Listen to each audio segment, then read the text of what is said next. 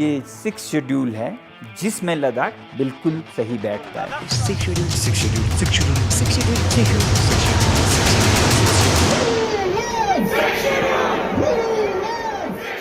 नमस्कार दोस्तों, मैं प्रशांत चौधरी और स्वागत है एक बार फिर आप सभी का मंथन स्टोरीज पर। दोस्तों, बड़ा दुख होता है जब देश के लिए अच्छा करने या देश के ऊपर मर मिटने वालों को अनशन पर बैठना पड़ता है। दोस्तों, अब तक आप समझ चुके होंगे कि मैं किसके बारे में बात कर रहा हूँ। हाँ, मैं बात कर रहा हूँ सोनम वांगचुक की। ऐसा क्या हो रहा है लद्दाख में कि सोनम वांगचुक जैसे महान लीडर्स को भी सड़क पर उतरने की जरूरत पड़ गई है। दोस्तों, जानेंगे पूरा सच इस वीडियो में, बने रहिए एंड तक।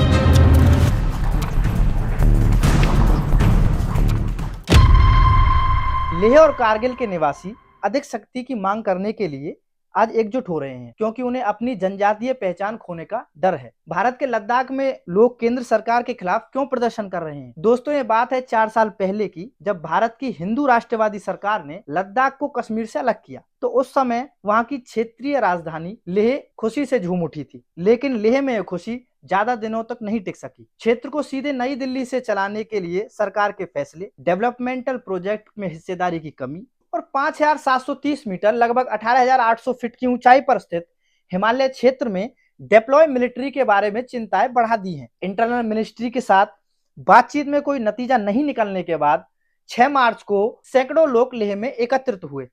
लद्दाख के कार्यकर्ता सोनम वांगचुक ने सत्ता को सौंपने और संवैधानिक सुरक्षा की मांग को लेकर 21 दिनों का आमरण अनशन शुरू किया था। एक अनशन शुरू करने के लिए आमरण अनशन, जब तक हमारे लद्दाख की ये आवाज सुनी नहीं जाती, जब तक सरकार लद्दाख पर ध्यान न दे। जब उन्होंने कहा कि यह बाहरी प्रभाव का हमला है जिससे उनकी आदिवासी पहचान को नुकसान का खतरा है। मैं आपको बता दूं, 3 इडियट्स मूवी में आमिर खान ने जिस साइंटिस्ट फुनसुक वगांडो उर्फ रेंचो का रोल निभाया था, ये सोनम वांगचुक वही साइंटिस्ट हैं। दोस्तों, सोनम वांगचुक ने असल जिंदगी में भी उसी तरह जिस तरह मूवी में दिखाया गया था और उससे भी ज्यादा इनोवेशन किए हैं। 2021 में उन्होंने भारतीय सेना के लिए पर्यावरण अनुकूल सौर गर्म टेंटों का निर्माण किया। इन तंबुओं के साथ हमारे सैनिक लद्दाख की कड़कड़ाती ठंड में भी आराम से रह सकते हैं। इसके अलावा सोनम वांगचुक ने लद्दाख में कई और कार्बन न्यूट्रल सौर भवन भी डिजाइन किए हैं। सोनम वांगचुक को अपने इनोवेशंस के लिए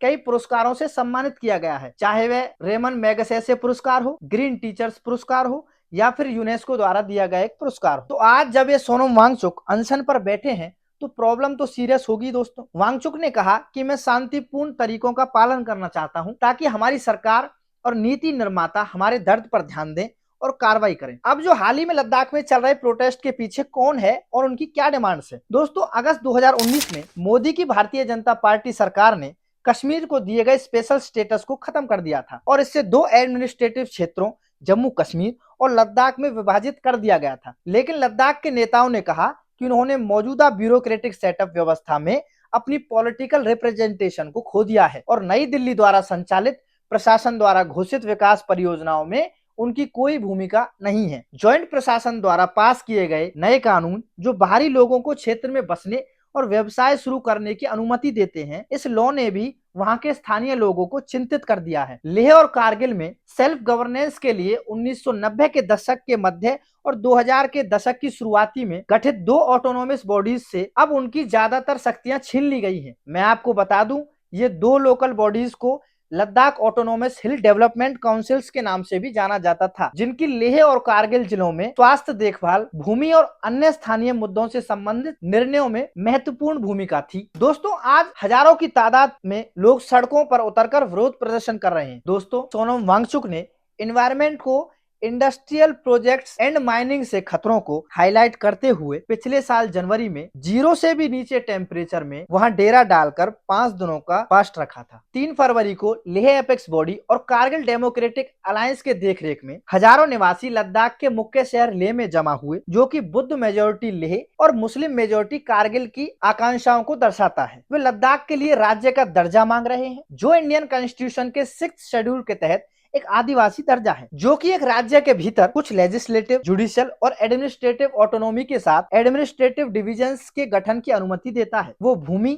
जंगल, पानी और माइनिंग जैसी महत्वपूर्ण चीजों पर कानून बनाते हैं जो उस क्षेत्र के लिए महत्वपूर्ण है, जिसमें 97% आबादी आदिवासी हो। प्रोटेस्ट में रैप गीत गाने वाले एक छात्र लाहौर रैपर ने बताया कि आदिवासी और कम आबादी वाले होने के नाते हमारे लिए अपने अधिकारों के लिए खड़ा होना आज बहुत ज्यादा महत्वपूर्ण है। हमने 2019 में जश्न मनाया, यह सोचकर कि हमने इस पल का लंबे समय से इंतजार किया था, लेकिन इसका कोई फायदा नहीं हुआ। दोनों जिलों के प्रतिनिधियों ने भूमि और नौकरियों पर स्वदेशी लोगों के अधिकारों की मांग के लिए नई दिल्ली के साथ कई विरोध प्रदर्शन और बैठकें की। नई दिल्ली और लद्दाख के नेताओं के बीच लगभग 9 दौर की वार्ता गतिरोध में समाप्त हो गई। दोस्तों, 4 मार्च को हुई आखिरी बैठक में कोई ठोस नतीजा नहीं निकल पाया। शिक्षक और मौजूदा विरोध प्रदर्शनों में प्रमुख सोनम वांगचुक ने कहा कि हम क्षेत्र में लोकतंत्र की वापसी चाहते हैं। दोस्तों, लंबे समय से लेह में मेजोरिटी बौद्ध आबादी इस क्षेत्र में सत्ता का केंद्र 420 किलोमीटर लगभग 260 मील दूर कश्मीरी राजधानी श्रीनगर में होने से नाराज। जब भारत ने कश्मीर की सेमी ऑटोनॉमी को रद्द कर दिया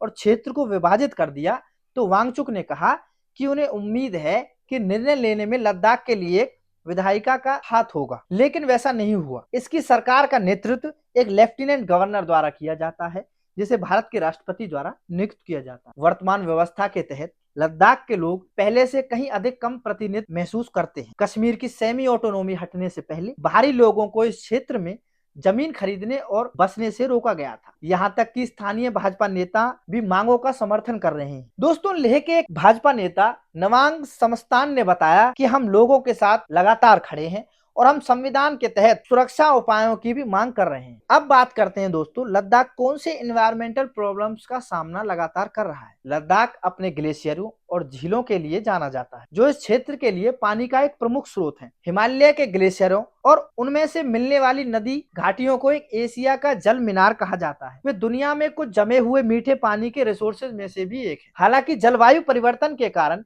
ग्लेशियरों को पीछे हटने और मौसम के बदलते मिजाज ने इस क्षेत्र को जल तनावग्रस्त बना दिया है। दोस्तों, उन्होंने कहा पर्यटकों की बढ़ती संख्या ने इसके लिमिटेड रिसोर्सेज पर भी दबाव डाला है। पर्यटकों की संख्या लगभग 2,74,000 स्थानीय लोगों से अधिक होती है। 2022 में वर्ष के पहले 8 महीने में 4,50,000 पर्यटकों ने लद्दाख का दौरा किया। पर्यटन को बढ़ावा देने और क्षेत्र की नेचुरल रिसोर्सेज का शोषण करने की सरकार की योजनाओं ने निवासियों को चिंतित कर दिया है। रिपोर्ट्स के अनुसार 7 हाइड्रो पावर प्रोजेक्ट प्रपोज किए गए थे और कई इंडस्ट्रियल ग्रुप ने बोरेक्स, गोल्ड, ग्रेनाइट, लाइमस्टोन और मार्बल जैसे मिनरल्स से समृद्ध क्षेत्र की खोज में रुचि दिखाई है। सोलर प्रोजेक्ट्स के लिए भी बोलियां मांगी गई हैं, जबकि लद्दाख सरकार ने बिजली ट्रांसमिशन लाइन्स के निर्माण के लिए 157 हेक्टेयर यानी कि 388 एकड़ वन भूमि को खाली करने की अनुमति मांगी है। इस पर सोनम वांगचुक ने कहा कि डेवलपमेंटल प्रोजेक्ट्स से लोगों को कुछ सुविधा मिलेगी, लेकिन इस तरह के विकास में किसी की दिलचस्पी नहीं है। लोकतंत्र के बिना